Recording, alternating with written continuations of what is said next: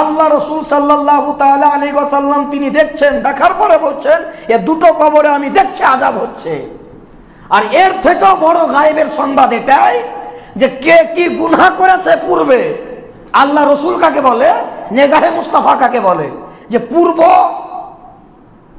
মানে পূর্ব দিক নয়, আগেও পরে সমগ্র জামানাকে বর্তমান দেখে। পিছের জামানা হোক কিংবা আগের জামানা হোক, বর্তমান দেখেন।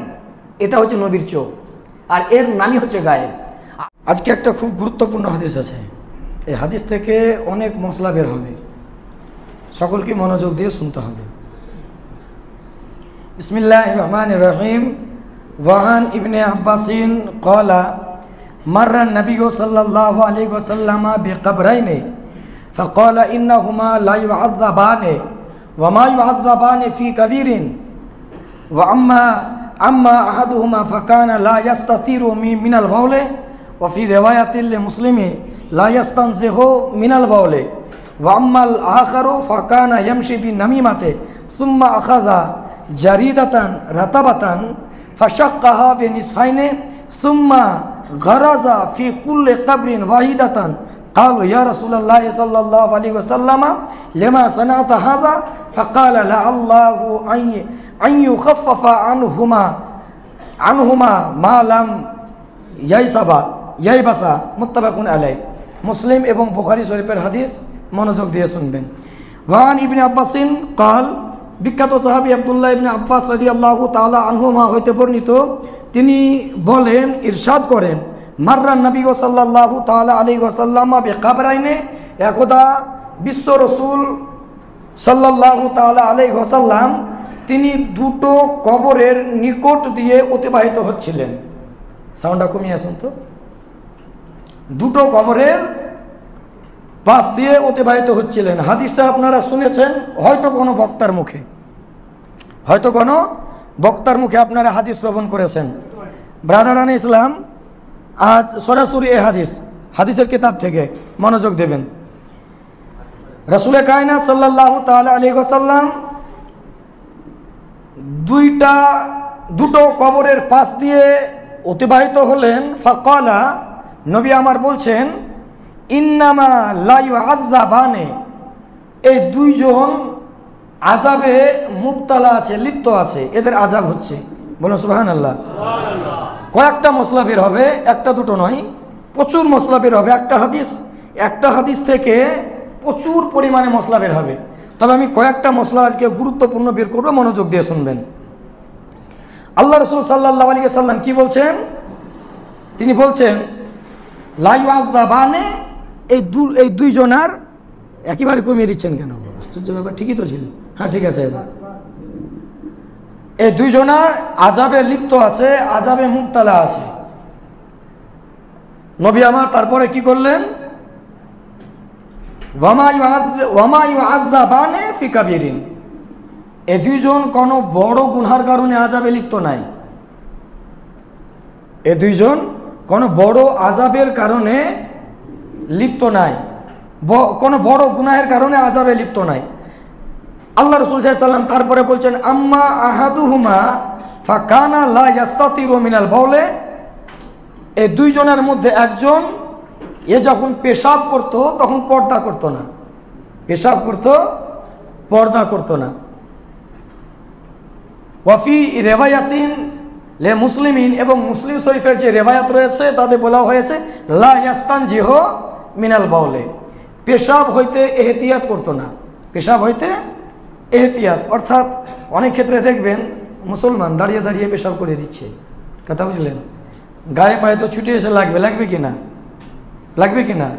অনেক ক্ষেত্রে অনেক মানুষ পানি ব্যবহার করে না, পরিষ্কার করে না, সে নাপাক হবে কি না। তো এখানে দুটো রেওয়ায়াত আছে, একটা বুখারী এবং মুসলিম। বুখারীতে বলছে এ ব্যক্তি পেশাব করার সময় পর্দা করতো না। মুসলিম শরীফে বলছে এ ব্যক্তি পেশাব করার সময় এহতিয়াত করতো না, পেশাবের ছিটা থেকে বাঁচতো না, ভালোভাবে পরিষ্কার করতো না, এই কারণে আযাব হচ্ছে। ওয়াম্মাল আখারু, আর দ্বিতীয় ব্যক্তি ফাকানা ইয়ামশি বিন নামিমা, এই দ্বিতীয় ব্যক্তি চুগলখড়ি করত। কি করত? চুগলখড়ি। এই কারণে এদের আযাব হচ্ছে। আমি হাদিসের তরজমাটা করে দিচ্ছি, তারপরে ব্যাখ্যা করব হালকা। সুম্মা আখাযা জারিদাতান রাতাবাতান, নবী করিম সাল্লাল্লাহু আলাইহি ওয়াসাল্লাম কাঁচা ভিজা সবুজ একটা খেজুরের ডাল কাটা করাইলেন। ফাশাক্কাহুমা বিনিসফাইনে, খেজুরের ডালটাকে দুই দিক ফেলে দিলেন, দুটো টুকরো করে নিলেন। সুম্মা খারাজা ফি কুল্লি কাবরিন ওয়াহিদাতান, তারপরে ওই দুটো কবরে একটা একটা করে ওই খেজুরের ডাল গেড়ে দিলেন, পুঁতে দিলেন কবরের ওপরে। কালু, সাহাবীগণ যিনারা উপস্থিত ছিলেন নবীর দরবারে, তিনারা আরজ করছেন, ইয়া রাসূলুল্লাহ, এই আল্লাহর রাসূল, লেমা সানাতা হাযা, আপনি এমন কেন করলেন, এমনটা কেন করলেন?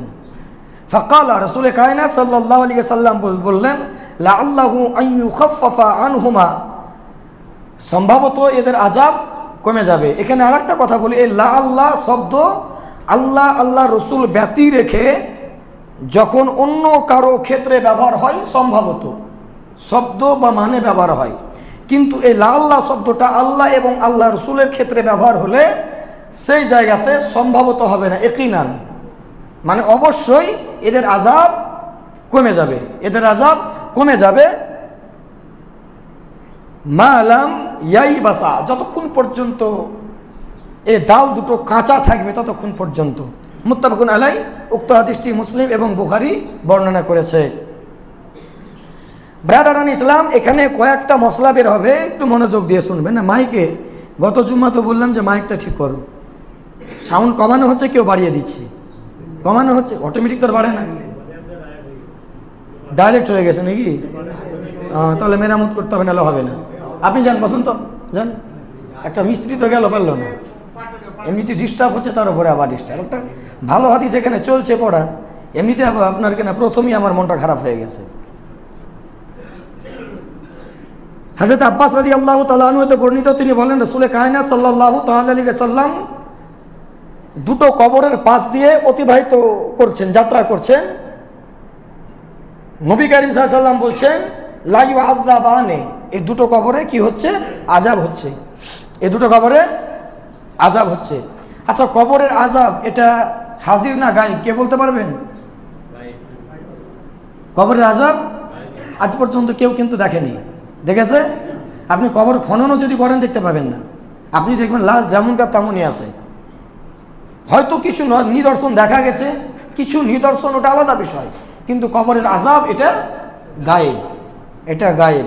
নবী আমার না জেনে, যদি জেনে বললেন তাহলে গায়েব জানা হলো কি না? গায়েব জানা হলো কি না? আর তাছাড়া রাসূলে কায়নাত সাল্লাল্লাহু আলাইহি ওয়াসাল্লাম কিন্তু দেখতে পান, কবরের ভিতর পর্যন্ত দেখতে পান, কবরের ভিতর পর্যন্ত দেখতে পান। আর কবরের আযাবটা হচ্ছে গায়েব, যা রাসূলুল্লাহ সাল্লাল্লাহু আলাইহি ওয়াসাল্লাম হয়তো ওয়াজানা নয়, আল্লাহ রসুল হয়তো এটা ওয়াজানা নয়। এটা বুখারী মুসলিমের হাদিস। Wahhabi, Deobandi, Faraji, নেচরি, চাকরালবি, এনাদিয়া, India, মুতাজালা, A to Z 72টা ফিরকা, ওদেরকে একদিকে রেখে দেন। একমাত্র আহলে তাশরীহ বা শিয়া, এরা শুধু নবীকে গায়েবের সংবাদদাতা মানে। 73টা ফিরকার মধ্যে আহলে সুন্নাত ওয়া জামাত আর আহলে রাওয়াফিজ, বাকি 71টা ফিরকা বুখারী মানবে কিন্তু হাদিসটা মানবে না, বুখারী মানবে, হাদিস মানবে না। মুসলিম শরীফকে মানবে, হাদিস মানবে না। এটা সুন্নত হইতে প্রমাণিত, হাদিসটি হচ্ছে সহিহ। এই হাদিসটা ও যদি বলে জাইফ, মানা যাবে না, জাইফ হাদিস নয়।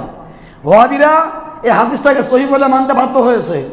নেচিরি, চাকরালবি, লাবুঝাবু আমাদের দিককার ভাষা, তারা পর্যন্ত হাদিসটাকে সহিহ বলতে বাধ্য হয়েছে। হাদিস যখন সহিহ, আল্লাহ রাসূল সাল্লাল্লাহু আলাইহি ওয়াসাল্লাম কবরের পাশ দিয়ে যাচ্ছেন, আমরা তো প্রতিদিনই যাই, আজ পর্যন্ত কোনো আযাব দেখেছি? কবরে কি আযাব হয় না? অবশ্যই হয়ে থাকে। আল্লাহ রাসূল সাল্লাল্লাহু তাআলা আলাইহি ওয়াসাল্লাম তিনি দেখছেন, দেখার পরে বলছেন, এ দুটো কবরে আমি দেখছি আযাব হচ্ছে। আর এর থেকেও বড় গায়েবের সংবাদ এটাই যে কে কি গুনাহ করেছে পূর্বে। আল্লাহ রসুল কাকে বলে? নেগাহে মুস্তাফা কাকে বলে? যে পূর্ব মানে পূর্ব দিক নয়, আগে ও পরে, আগে ও পরে সমগ্র জামানাকে বর্তমান দেখে। পিছের জামানা হোক কিংবা আগের জামানা হোক, বর্তমান দেখেন। এটা হচ্ছে নবীর চোখ, আর এর নামই হচ্ছে গায়েব। আগে কি হয়েছে, আগামীতে কি হবে, নবীদের চোখে নবী আমরা যেমন নিজের হাতের তালু দেখতে পাই, জওয়ান ছেলেরা যাদের চোখ একেবারে একেবারে উজ্জ্বল, যেমন নিজের হাতের তালু দেখতে পায়, আল্লাহ রসুল সাল্লাল্লাহু আলাইহি ওয়াসাল্লাম এই পৃথিবী সৃষ্টির পর থেকে যেদিন শেষ হবে সেই দিন পর্যন্ত সমগ্র জামানা, সমগ্র সময়কাল, সমগ্র কালটাকে তিনি নিজের হাতের তালুর নিয়ে দেখেন। এর নাম হচ্ছে রাসূলুল্লাহ। হাদিসটা সহিহ হাদিস, ওদের নিকটে পেশ করবেন, ওরা মানতে বাধ্য, হ্যাঁ এটা সহিহ হাদিস। जब ये हदीस सही है तुम मानते हो तो ये तस्लीम क्यों नहीं करते कि आका अलैहिस्सलाम गायब जानने वाले हैं। এটা একটা বিষয়।